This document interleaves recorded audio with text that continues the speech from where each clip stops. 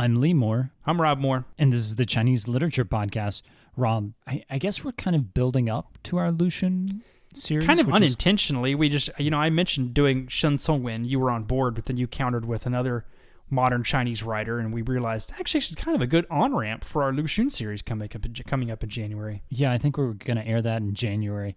Xiao Hong is, we haven't done enough female writers, and No. Xiao Hong is one of the bigger names in the May 4th movement, or the pre-1949 period. Rob, had you ever read Xiao Hong? I had not, to my shame, until you suggested her. I had not read Xiao Hong. We looked at a frequently anthologized story, Hands, today. As we explain the plot, pretty quickly become clear why it's called Hands. Just briefly, Xiao Hong was born in 1911. She died in 1942 in Hong Kong. She lived a pretty miserable life. She's from Heilongjiang. She was in an arranged marriage. That husband abandoned her with child in a hotel. She kind of drifted, and then she started writing. Most of the things she wrote were pretty sad stories about the miserableness of being a woman in pre-1949 China. Should we just jump into the story, Rob? As you mentioned, the story itself is fairly easy to summarize. It is about a girl named Wang Yaming who is at a boarding school. We're not told where, just a boarding school. She comes from a family of dyers, D-Y-E-R-S, very, very, very poor.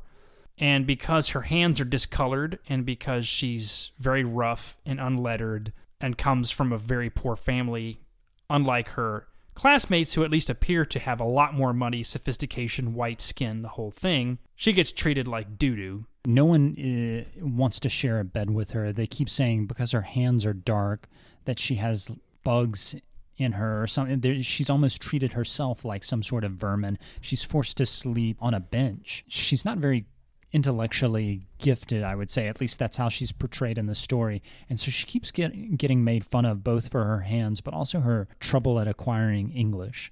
The headmistress won't let her be seen by anyone. So if there are foreigners walking by in the street, she makes the Wang Yaming stay inside. If there's anyone visiting the school, she has to stay in the basement. What actually happened with those foreigners is, so every morning this school had calisthenics that everyone was required to do, and the headmistress goes, actually, our walls are a little short, and so it's entirely possible that some foreigners could walk by and see your hands, and they're so gross that you're not allowed to do calisthenics. Rob, you were talking about how tough of a read this was. It's was tough, brutal. man. It's a tough read. Now, part of that is because there are a few kinds of narratives that I just can't handle. One of them is extreme cruelty to children. I can't. It's really hard for me to get through. And this one is. This is just unrelenting melancholy. Nothing good. Nothing anything good happens to this girl. Nothing. She eventually is. I don't think this she flunks is out. A spoiler. Yeah, I couldn't really. I guess she did flunk out, but her father was struggling to pay for school anyways. She just kind of is forced out, and it's so sad, that ending. Her father can't come to pick her up that day, and so she strives to learn a little bit more for the rest of the day until her father can come pick her up, as if learning one more day would really make that much of a difference. It's brutal. I was really cheering Wang Yaming on, and it's hard.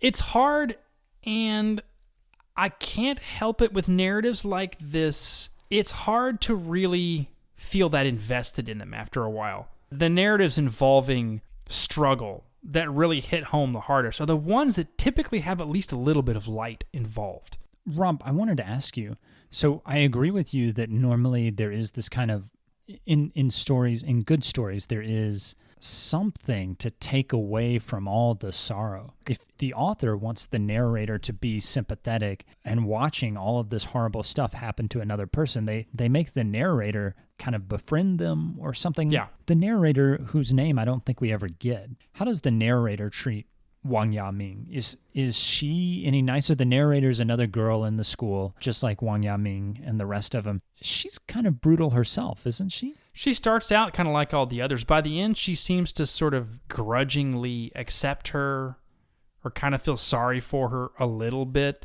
She certainly never sticks up for her. The only instance when we sort of see her taking Wang Yaming's side is one night Wang Yaming is trying to get back into the school from having been outside. It's freezing cold. She's already rung the bell. The school custodian looks out, sees her, and basically says, yeah, no, I'm not letting you in. You're gross, and closes the gate. And finally, the narrator comes out, sees her there, and says, goodness gracious, why didn't you ring? She said, oh, I did, but no one would let me in. The narrator really feels sorry for her there, but that's about as far as it goes. Yeah, there's not really much sympathy for Wang Yaming anywhere in the story except for us as readers, and it's just grinding. Now, as you mentioned, when you know the writer's background, it makes sense that this story would exist, right? It makes sense that someone who has experienced so much grinding sadness would write a story about grinding sadness, right? That does not mean that we as readers, especially we as readers in a very different context, also have to go, wow, this is an incredible piece of literature. For me, structurally, in terms of character and everything else, I don't find it a particularly compelling story. One of the works that calls to mind for me is Oliver Twist, because at a certain point in Oliver Twist, I remember thinking, okay, I get it. I promise I get it. This kid's life is rough. I get it. So now what? Like, are we just going to focus on the fact that his life is super rough? Like, that's the whole story? And to me, that was what this story was. Let's show you yet another shade of why her life sucks. And after a while, you're like, okay, but is there a struggle? Is there something to overcome? Is there something that's supposed to change? But nothing does change. It's just her life sucks, and now we're done. I agree with you, Rob. This story is not super well written. It's not like a Lu Xun story, which we'll talk about more in the podcast series that's coming up, where Lu Xun is able to capture that grinding poverty and that grinding pain and that mistreatment, but he does it in a much more interesting and literary way. This is not that story. One reason I like this story is the symbolism of the hands and her dark hands versus, did you remember that passage where the principal or the headmistress's bony white hands are discussed? Yeah.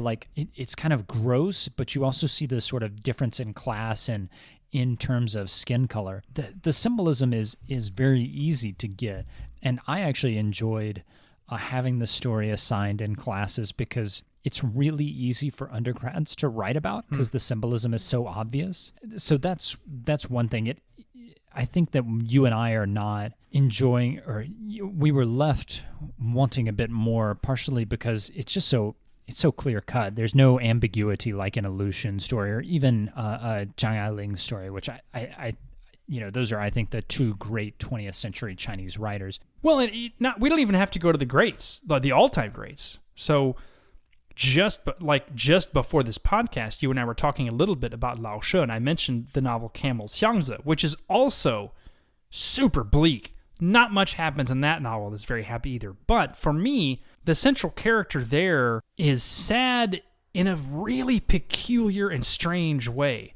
One of the reasons I read it all the way through is I was thinking, how do I wrap my head around this guy's motivations? This is so strange a narrative that I kept going all the way through to see, where is this going to go exactly? This one, on the other hand, about page 1, I went, oh, I see. So this is a story about a kid being mistreated at school. And that it kept being that for every paragraph. And it, like I say, a little variety, I was going to say, would not go amiss. I understand that may not have been her point, but I feel like in the story, there was no growth. Yeah, there's no growth in the story. And there is in so many other stories from that era, from so many other writers. The stories of grinding poverty from the 1950s and 1960s and socialist era China are kind of crap. And I think that Xiao Hong's story is a cut above those. Even if we see there's no growth, we're not feeling like we're being pushed into sympathizing with Wang Yaming. Like I felt for Wang Yaming. I think that Xiao Hong's characterization of Wang Yaming is really, really good. That girl just never has a bad attitude about anything. And I knew that it was not going anywhere. I knew that it wasn't going to be a happy ending, but I really, really wanted it to be a happy ending. So I think that Xiao Hong has done a good job of making a character that is interesting, sympathetic, I guess. And that's something that I think Oliver Twist and the socialist crap from the 1950s never does. They never make three-dimensional characters, whereas I felt like, in the very least, even though I didn't like this story that much, all of the characters were three-dimensional. Well, I'll definitely give you that this is better than the socialist era stuff, and it's definitely better than Oliver Twist too. I've never understood why Oliver Twist is on a list of like all-time great novels. I could not stand that. Sore? Wow, it's a terrible story. Anyway, and yes, the main character, we do sympathize a lot with her, but that's part of what's hard for me about the story. Of course, is I do sympathize with her. I used to teach farm kids at the university the first time I taught in China.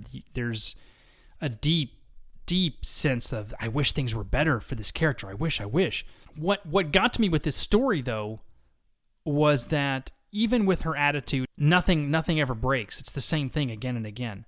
So I did sympathize with her, but I feel like she could have been given a stronger narrative than she was. It seems like she created this sympathetic character solely for the purpose of just pummeling her and making it hurt that much worse because we sympathize with the character. That is some narrative skill, which is why I said it's definitely better than a lot of other stuff from the 50s and 60s.